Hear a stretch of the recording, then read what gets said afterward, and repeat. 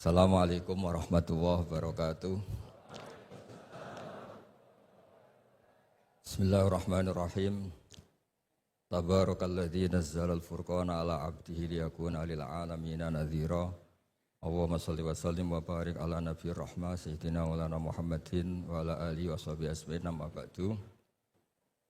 Niki langsung saja, saya tadi sudah deal-dealan untuk jadi provokator. Provokator keilmuan. Begini ya. Jadi ilmu tafsir itu dimulai dari satu dialog umum. Dialog umum itu bisa perwakilan atau ungkapan atau apa saja. Misalnya begini, ketika ada orang baik itu Allah berjanji wa allaw istaqamu 'alat thariqah la asqainahum ma'an ghadaqah. Kalau mereka benar, perilakunya benar, saya kasih air yang segar. Tentu kalau kita tahu orang berkecukupan air itu tidak cukup segalanya. Tentu kita butuh makan, butuh macam-macam. Tapi Allah hanya menyebut ma'an ghadaqah. Semua mufassir sepakat, kata ma'an ghadaqah ini ibaratun an raghadil ais. Bahwa ini adalah, maksudnya adalah hidup yang nyaman, bukan sekedar berkebutuhan apa? Air. Begitu juga beberapa ayat yang warka'u ma'ar raki'in wasjud, itu bukan sekedar sholat itu bentuknya ruku atau sujud.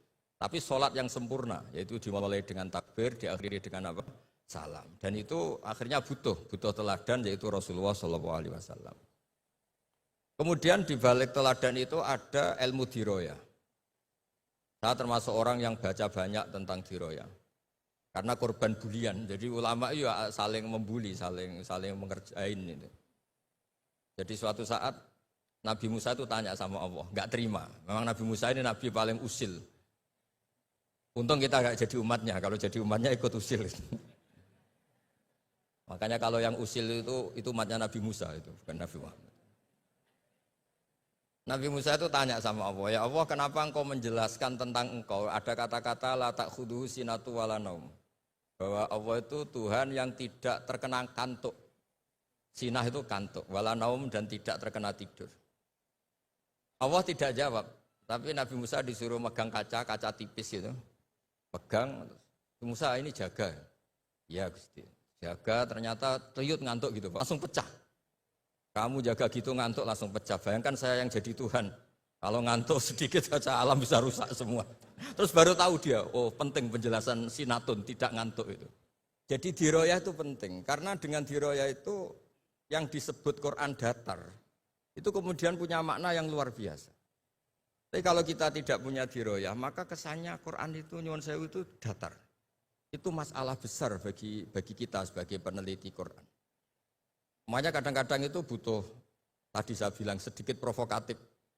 Karena diskusinya ulama itu juga dimulai dari provokasi. Saya sedikit cerita perdebatan ulama yang ekstrim. Mu'tazilah itu berpendapat Allah itu hanya menghendaki kebaikan. Karena Allah itu melarang keburukan. Kalau Allah menghendaki keburukan ini paradok. Bagaimana mungkin melarang tapi menghendaki. Jadi Mu'tazilah bingung kalau ngartikan ayat fayudillu wa mayasa wa yahdi mayasa. Terus kata Imam Sanusi itu pengarang kitab Ummul Barohin. Berdebat begini, kalimatnya begini. Idzan waqa'a fi mulkihi ma la yuridu. Kalau kejelekan itu Allah tidak menghendaki, maka banyak di alam raya ini kejadian yang Allah tidak tahu. Jadi kalau Allah dilapuri, ya Allah di dunia banyak maksiat. Waduh itu di luar kekuasaan saya, itu kan masalah ya. Nah, kadang-kadang jawaban provokatif gini itu bisa menghentikan lawan debat. Tapi kata Izzuddin bin Abdissalam yang punya gelar Sultanul Ulama, kamu jangan benci sama Mu'tazilah di konteks ini karena niatnya itu supaya enggak nisbatus syarri ilallah. Supaya kejelekan tidak diisnatkan ke Allah, tidak disadarkan ke Allah. Itu juga ajaran Allah, ma'asobaka min hasanatin famin Allah, wa ma'asobaka min sayyatin famin nafs. Tapi ahli sunnah tetap saja berpikir khairihi wa syarrihi min Allah. Nah, tapi enggak boleh ditanyakan ya. Kalau kamu tanya ini tak cap jadi umatnya Nabi Musa, enggak boleh tanya bab qada qadar. Karena panduannya Rasulullah SAW ngendikane idza dzukiral qadar fa'amsiku. Kalau sudah diskusi qada qadar kamu harus diam. Yang bicara kriminal, pidana. Tapi saya memberi contoh betapa perdebatan diroyah itu penting. Nabi wa Khalilur Rahman Ibrahim itu juga sering debat malah sama Allah. Suatu saat Nabi Ibrahim itu mau meninggal. Kata malaikat Israel, Ibrahim kamu mau meninggal? Tidak, saya tidak mau meninggal. Kenapa? Karena saya gelarnya Khalilur Rahman, kekasih Allah. Hubungannya apa? Aro'aita khalilan yumitu khalilah. Masa kekasih membunuh yang dikasih ini enggak benar? Malaikat kan enggak biasa debat. Naik Israel, tanya, ya Allah ini logikanya gini, ini gimana ini? Enggak pernah kuliah malaikat, enggak bisa debat malaikat. Allah itu enak saja jawabnya. Bilang ke Ibrahim, wahal ra'aita habiban yakrahu ajalqa habibah. Masa katanya kekasih Allah ketemu kekasihnya ada siap. Oh iya, mati gak apa-apa, mati gak apa-apa. Jadi kalau kamu takut mati itu belum kesayangan Allah. Kok takut semua toh? Padahal tidak kaya juga, tidak makmur juga, tapi takut mati. Nah, itu juga ada dialog. Sehingga ilmu ini menjadi hebat itu karena banyaknya dialog. Yang terakhir, ada sekian debat-debat yang misalnya begini, di tafsir Tobari. Kita sebagai penekun fikih, saya ini sedang hormati jenengan, penekun bondak pokoknya kita ini penekun fikih. Itu yang namanya qashar sholat itu ya sholat rubaiyah dikosor menjadi sunaiyah, duhur menjadi 2, asar menjadi 2. Ya jangan ngosor maghrib jadi 1,5. Juga ngosor subuh menjadi apa? 1. Yang boleh dikosor itu yang sholat apa? Rubaiyah yang jumlahnya 4. Ini kalau nggak diajari ini bahaya ini. Sudah pakai nama Islam terus ngosor sholat maghrib bisa repot. Tapi Imam Tobari ngendikan, apapun hebatnya mufassir itu dia terjebak oleh mindset fikihnya. Karena dia fikih ya, qashar itu qasrus sholat itu ya 4 menjadi 2. Tapi kata Imam Tobari dalam tafsirnya ini umut tafasir. Enggak ada tafsir kecuali nginduk kitab namanya tafsir Tobari, umut tafasir. Itu digelari lam yu'allaf fil Islam misluh. Enggak ada karangan sehebat tafsir Tobari. Kecuali Al-Misbah. Tenang mawon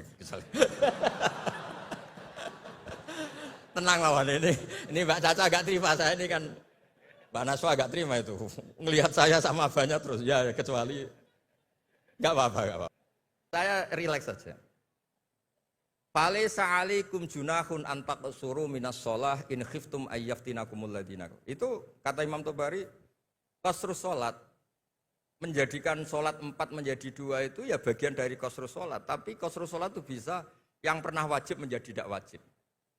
Misalnya sholat itu wajib menghadap ke kiblat. Gara-gara kondisi darurat tidak wajib menghadap apa? Kiblat. Sholat normalnya enggak boleh gerak di atas 3 kali. Tapi gara-gara kondisi darurat boleh gerak di atas 3 kali. Itu juga qasrus sholat. Menjadikan yang wajib menjadi tidak wajib. Yang pantangan menjadi boleh. Sehingga pesannya Mbah Mun, guru saya, Kiai Maimun, juga pesannya Bapak. Tafsir biarkan tetap tafsir. Jangan mengganti kalimatun jami'ah atau lafdun jama' yang ada di Quran. Karena kalau tafsir membentuk nanti menjadi mudhoyik, mempersempit makna Quran. Coba kalau sampean belajar tafsir ya Yohanes mesti ya ahla Makkah. Kok budu robbakum. Kalau nuruti tafsir kan, oh ini perintah ke ahli Makkah. Saya kan orang Indonesia. Bisa masalah itu. Misalnya tahajud, wa minal laili fatahajjat bi. Fatahajjat ya Muhammad ya Rasulullah. Saya kan tidak Nabi Muhammad, berarti enggak kena perintah itu. Masalah besar itu. Jadi memang tafsir itu harus. Tadi saya sudah matur Pak Quraisy, di pondok itu jarang orang nulis tafsir. Karena sudah diancam man fasarul Quran bi ra'yihi falyatabawa maq'adahu minan nar. Jadi nulis tafsir itu ya kayak pesen tiket. Enggak usah diteruskan. Nah, yang masalah itu bi ra'yihi, kebetulan Pak Quraisy baca banyak, saya juga baca banyak.